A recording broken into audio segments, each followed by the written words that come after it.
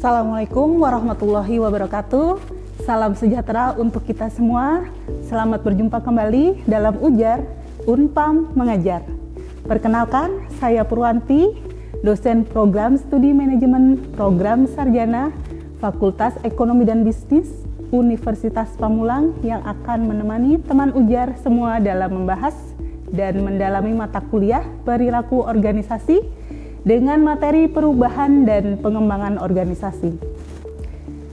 Pada kesempatan kali ini ada 6 sub materi yang akan dibahas pada episode ini, diantaranya yang pertama, teori perubahan organisasi. Yang kedua, ciri-ciri pengembangan organisasi. Yang ketiga, penolakan atau resistensi perubahan. Yang keempat, kekuatan yang mendorong perubahan. Yang kelima, sasaran perubahan organisasi. Dan yang keenam, tahap-tahap dalam proses perubahan dan pengembangan.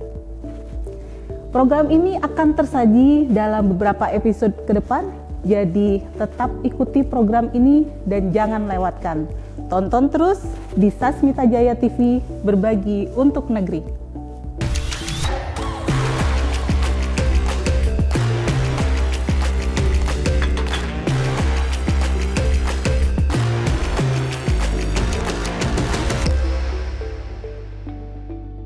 Sobat Ujar yang berbahagia, untuk sub materi pertama kita akan awali dengan memahami tentang teori perubahan organisasi.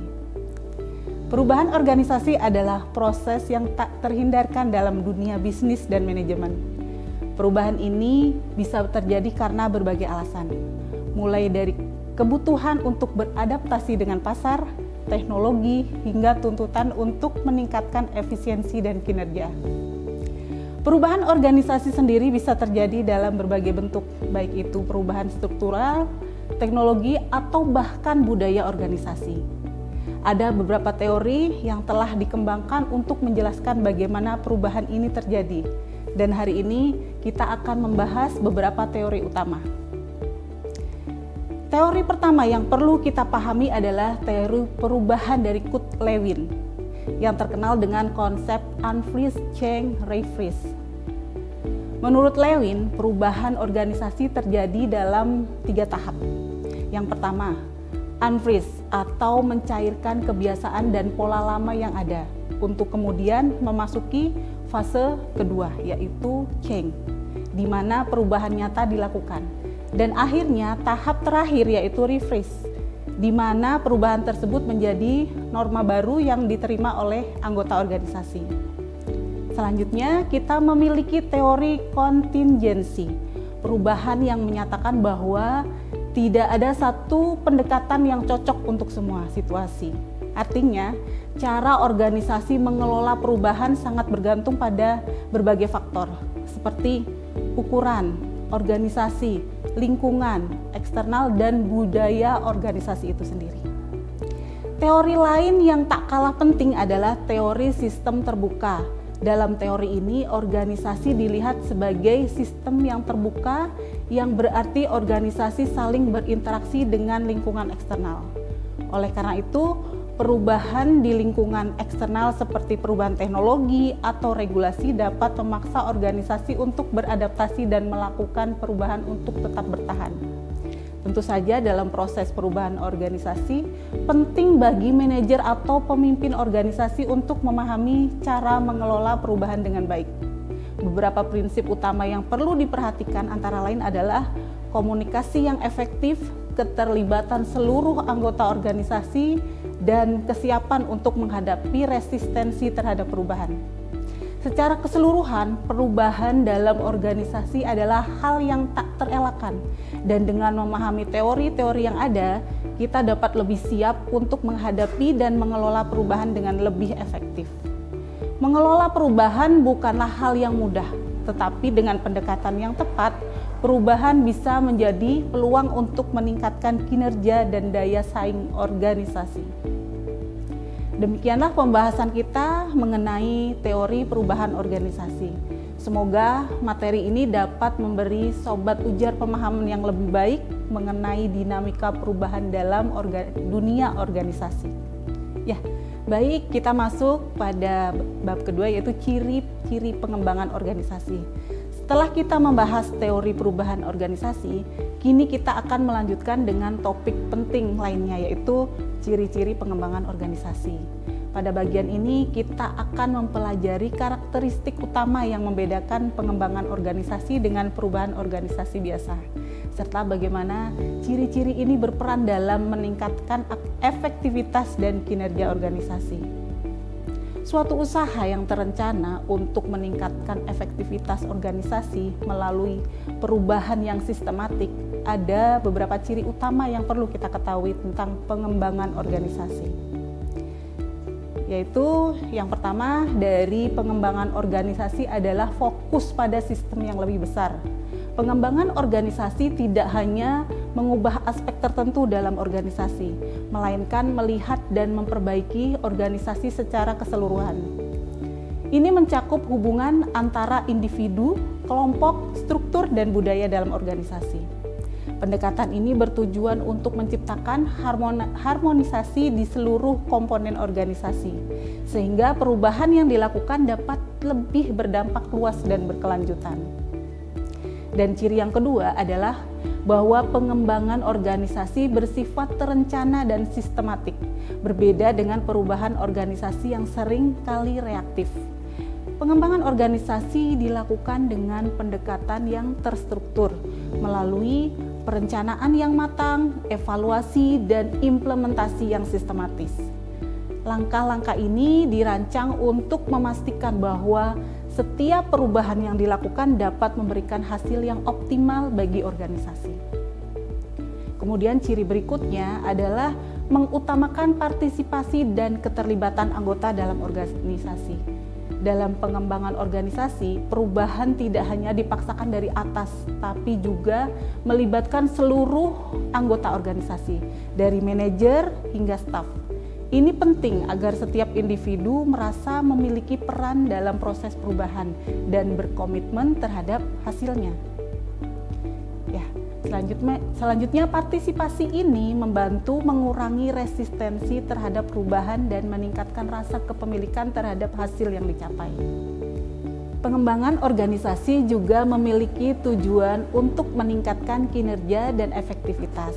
Dalam setiap proses OD, tujuan utamanya adalah untuk memperbaiki kinerja organisasi secara keseluruhan, baik dalam hal produktivitas, kualitas, maupun kepuasan kerja karyawan.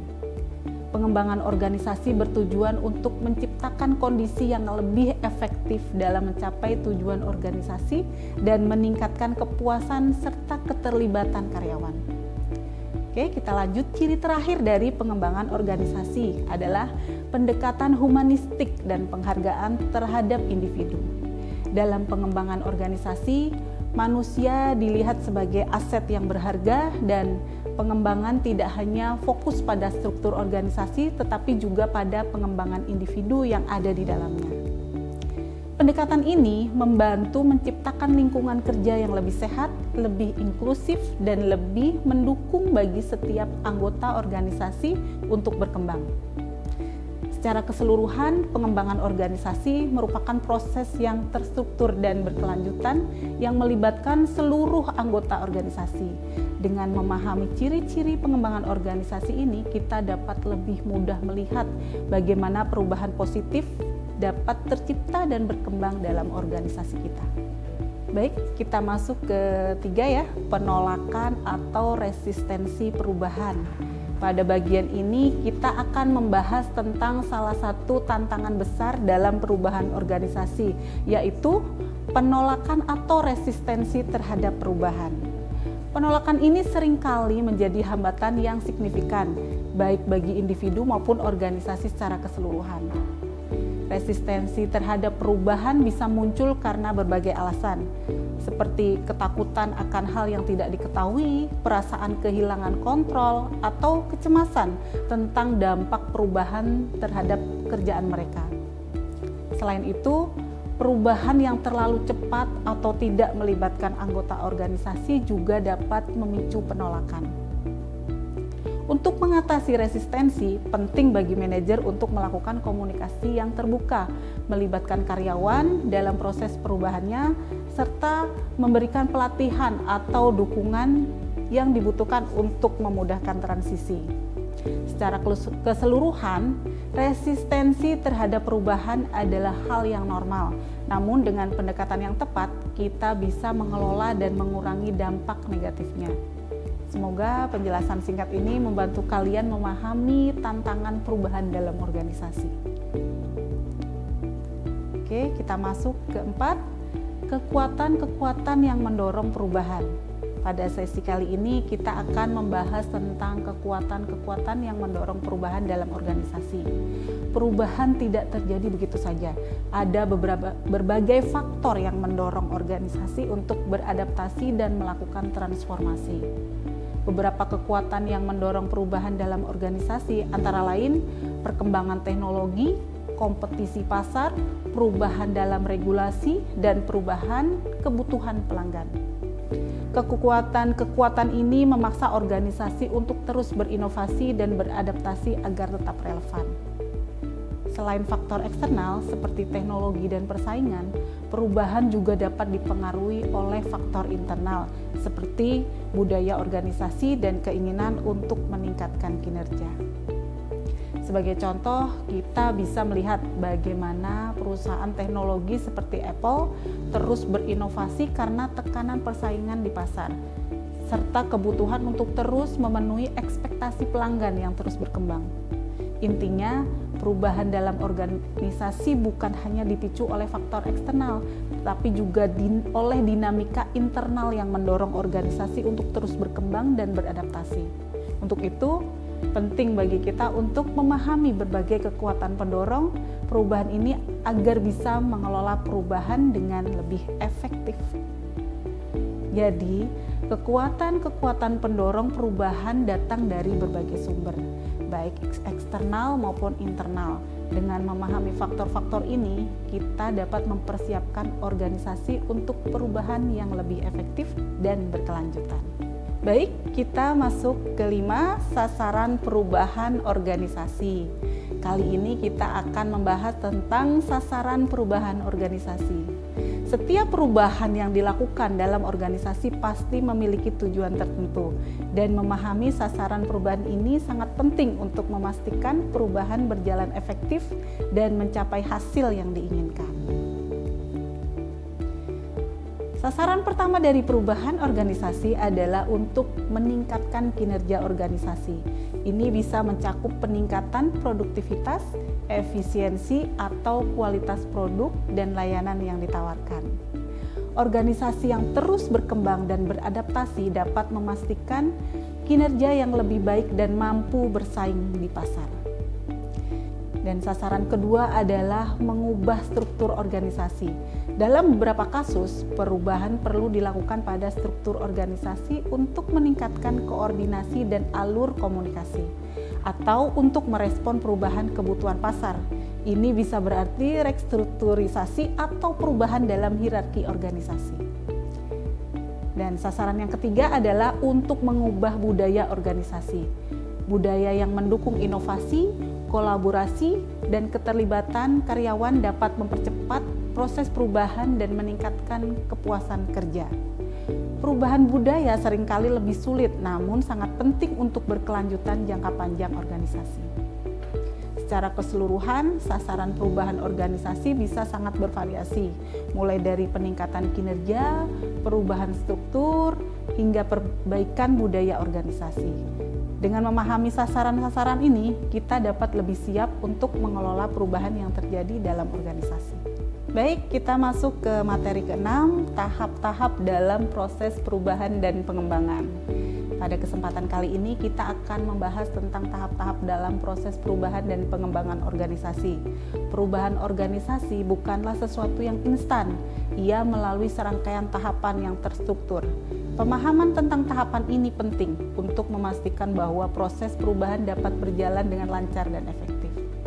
Tahap pertama dalam proses perubahan adalah unfreezing, yang dikenal dengan istilah pembekuan awal. Pada tahap ini, tujuan utamanya adalah untuk menciptakan kesadaran bahwa perubahan itu perlu. Ini melibatkan penghentian kebiasaan lama, mengidentifikasi masalah, dan menyiapkan anggota organisasi untuk menerima perubahan. Setelah tahap unfreezing, kita masuk tahap kedua, yaitu changing atau perubahan itu sendiri. Di tahap ini, perubahan konkret mulai diterapkan. Ini mencakup pelatihan, perkenalan sistem baru, atau restrukturisasi organisasi. Pada tahap ini, organisasi mulai beradaptasi dengan cara kerja dan pola pikir yang baru. Dan akhirnya, tahap yang ketiga, yaitu rephrasing atau pembekuan kembali. Di sini, perubahan yang telah diterapkan mulai menjadi bagian dari budaya dan struktur organisasi. Anggota organisasi menerima perubahan tersebut dan mengintegrasikannya ke dalam cara kerja mereka sehari-hari. Tujuannya adalah untuk memastikan bahwa perubahan tersebut berkelanjutan. Secara keseluruhan, proses perubahan dan pengembangan organisasi melalui 3 tahap, yaitu unfreezing, changing, dan rephrasing. Dengan mengikuti tahapan-tahapan ini, organisasi dapat memastikan bahwa perubahan yang dilakukan dapat diterima dan berlangsung secara efektif.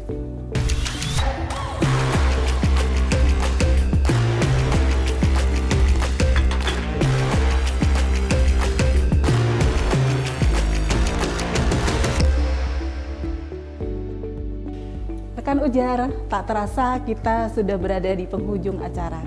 Dari materi yang sudah saya sampaikan tadi, maka dapat disimpulkan sebagai berikut. Pertama, kita telah membahas teori perubahan organisasi yang menjelaskan bahwa perubahan dalam organisasi dapat dilakukan secara terencana dan sistematik. Penting bagi kita untuk memahami teori ini agar bisa mengelola perubahan dengan cara yang lebih efektif dan meminimalkan resistensi. Dan yang kedua, kita mempelajari tentang ciri-ciri pengembangan organisasi yang meliputi pendekatan sistematik, partisipasi anggota, dan fokus pada peningkatan kinerja dan budaya organisasi. Semua ini adalah elemen penting dalam menciptakan organisasi yang lebih efektif dan adaptif. Selanjutnya, kita membahas penolakan atau resistensi tentang perubahan. Resistensi ini adalah hal yang wajar, namun bisa diatasi melalui komunikasi yang efektif, partisipasi anggota, dan dukungan manajerial yang tepat. Kita juga melihat berbagai kekuatan yang mendorong perubahan seperti kemajuan teknologi, persaingan pasar, dan perubahan dalam regulasi atau kebutuhan pelanggan. Faktor-faktor ini memaksa organisasi untuk beradaptasi dan berkembang. Selain itu, kita telah membahas sasaran perubahan organisasi yang mencakup peningkatan kinerja, perubahan struktur, dan peningkatan budaya organisasi. Sasaran-sasaran ini penting agar perubahan dapat diterapkan dengan sukses dan memberikan dampak positif bagi organisasi. Terakhir, kita mempelajari tahap-tahap dalam proses perubahan dan pengembangan yang mencakup 3 tahap utama, yaitu unfreezing, changing, dan rephrasing. Dengan mengikuti tahapan ini, perubahan dalam organisasi bisa berlangsung dengan lancar dan berkelanjutan.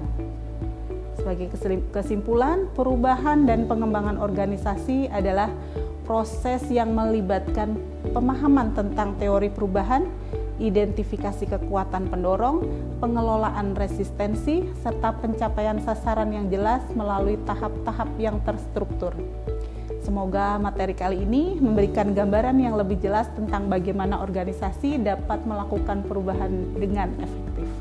Rekan Ujar, demikianlah yang dapat saya sampaikan pada materi kali ini. Semoga dapat menambah wawasan bagi kita semua, khususnya rekan-rekan mahasiswa.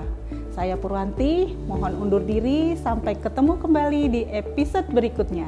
Wassalamualaikum warahmatullahi wabarakatuh. Tetap semangat, salam sehat, dan salam Ujar. Unpam mengajar.